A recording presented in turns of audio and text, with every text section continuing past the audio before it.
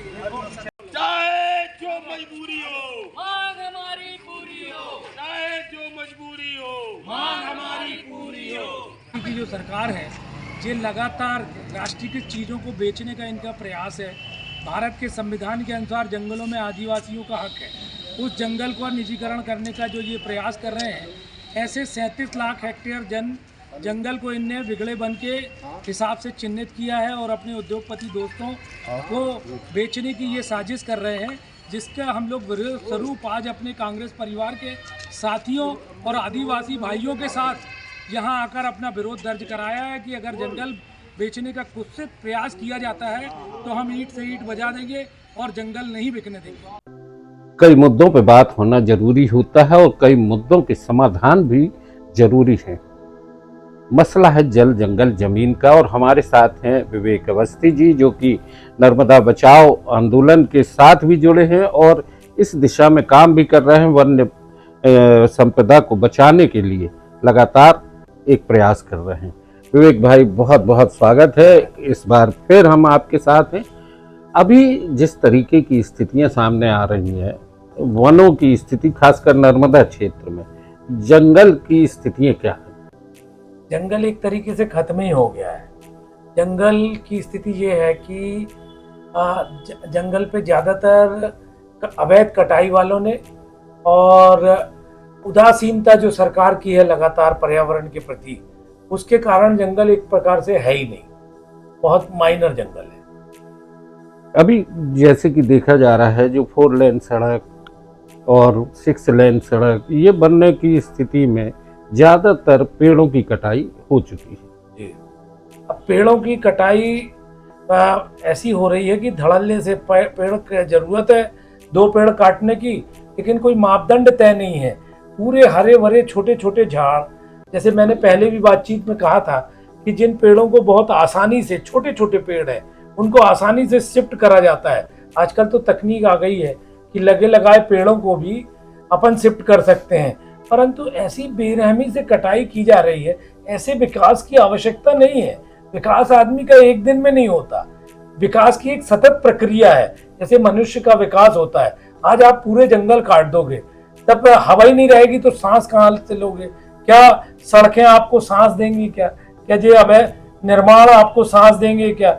ये प्रक्रिया है और प्रक्रिया के हिसाब से मापदंड के होना चाहिए। जैसे 100 साल पुराना पेड़ है और आप आज प्लांटेशन करोगे तो उसमें कितनी ऑक्सीजन मिलेगी? तो ये सब ध्यान में रखे हुए विकास की प्रक्रिया तय करी जानी चाहिए। सिर्फ रोड बनाना ही विकास नहीं। अभी आप लगातार चौपालें कर रहे हैं, तो अलग अलग जगहों पे आपने बात की।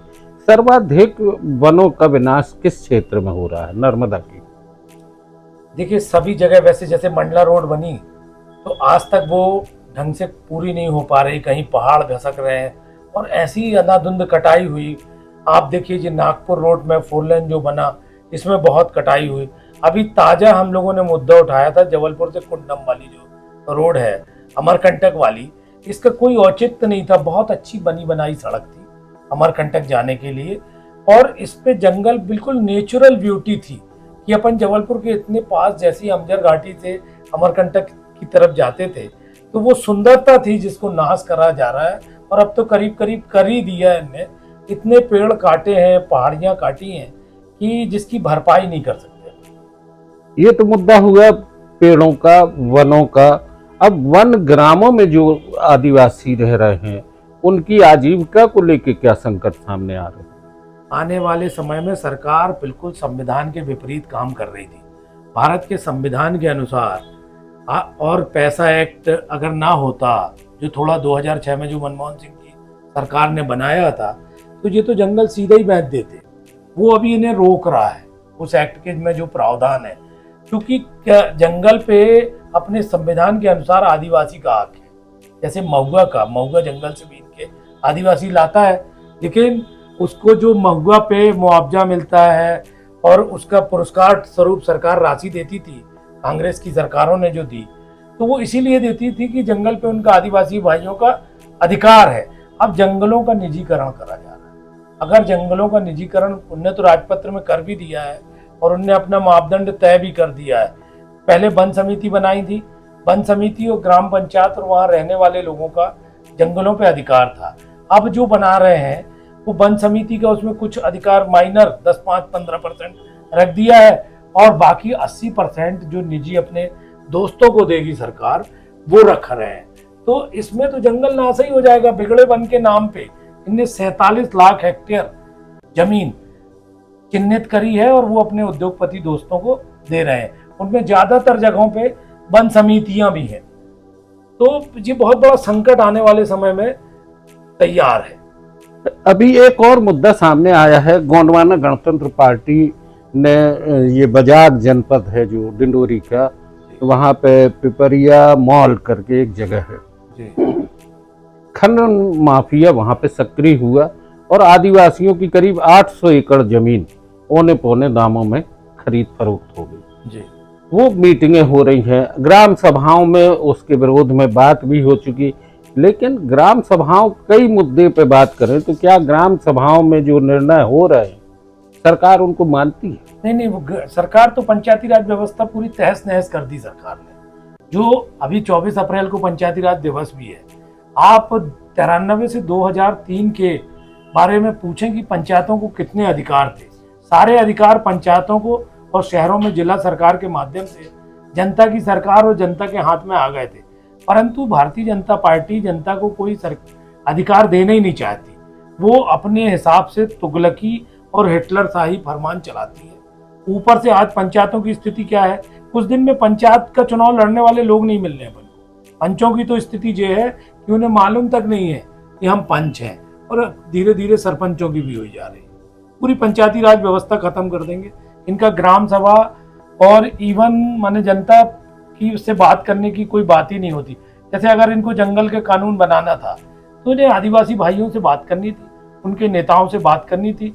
और जो पंचायती राज में व्यवस्था है कि अगर ग्राम सभा चाहे ग्राम के विकास में ग्राम सभा वाला मॉडल जो महात्मा गांधी जी का सपना और राजीव जी की सोच थी, उसके आधार पे ये कोई काम ही नहीं कर रहे।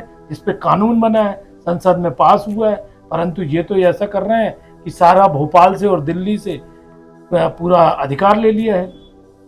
दोस्तों, 22 तारीख को विश्व धरती दिवस है। 24 तारीख को जैसा बताया पंचायती राज दिवस है। गांव की सरकार आपके द्वार, ये एक बड़ा नारा आया था और लोगों को लगा था कि आदिवासी ग्रामीण क्षेत्र के लोगों को अब उनकी सरकार मिल गई। लेकिन सरकार नहीं मिली। अधिकार उनके हाथ से धीरे धीरे सरकते चले गए। जंगल कट रहे हैं और जमीनों के औने पौने दाम में सौदे हो रहे हैं। भू माफिया हो, खनन माफिया हो, सब सक्रिय हो चुके हैं और ये बड़ी चिंता की बात है। जल जंगल जमीन की बात की थी, अभी जल का मुद्दा एक आ रहा है। हमारे नर्मदा क्षेत्र में, खासकर जबलपुर में बहुत सी नदियां हैं जो प्रदूषित हो चुकी हैं, चाहे गौर हो, परियट हो, हिरन हो। तो वहाँ क्या स्थितियां देखने में आ रही है? अवैध उत्खनन का भी एक मामला आता है। आप देखिए, नर्मदा जी जो है, नर्मदा जी को जो जल का स्रोत है वो उनकी सहायक नदियां और उनसे लगा हुआ जंगल के कारण पानी वाटर लेवल ऊपर रहता है। नर्मदा जी की सहायक नदियां लगभग सब खत्म हो गई। चाहे आप बुढ़ेन ले लो, चाहे आप परियट ले लो, चाहे आप गौर ले लो। हिरन का तो आज ही आप कितनी बड़ी न्यूज है अखबार में, आप देखिए कि मवेशियों को पीने के लिए पानी नहीं है। सारी सहायक नदियां जिनमें शुद्ध जल होता था, और वहाँ कटंगी पाटन के लोग मुझे बताते रहे, बीच में मैं नर्मदा आंदोलन लेके वहाँ भी गया, तो वो बताते थे कि हिरन का जल हम पीते थे और पुल के ऊपर से अगर सिक्का डाल दो तो नीचे का दिखता था। आज उन नदियों में ना जल है और जानवर नहीं पी रहे वहाँ का पानी, अगर कहीं पानी भी है, क्योंकि इतनी स्मेल है। तो नर्मदा की सहायक नदियां खत्म हो गई हैं, और अगर सहायक नदियां खत्म है तो जो अपन नर्मदा बचाओ आंदोलन चला रहे हैं, तो नर्मदा के अस्तित्व में भी संकट का बादल मंडरा रहे हैं। न्यूज ऑनली व्यूज पर विवेक भाई, आज की चर्चा बस यहीं पर। धन्यवाद। धन्यवाद।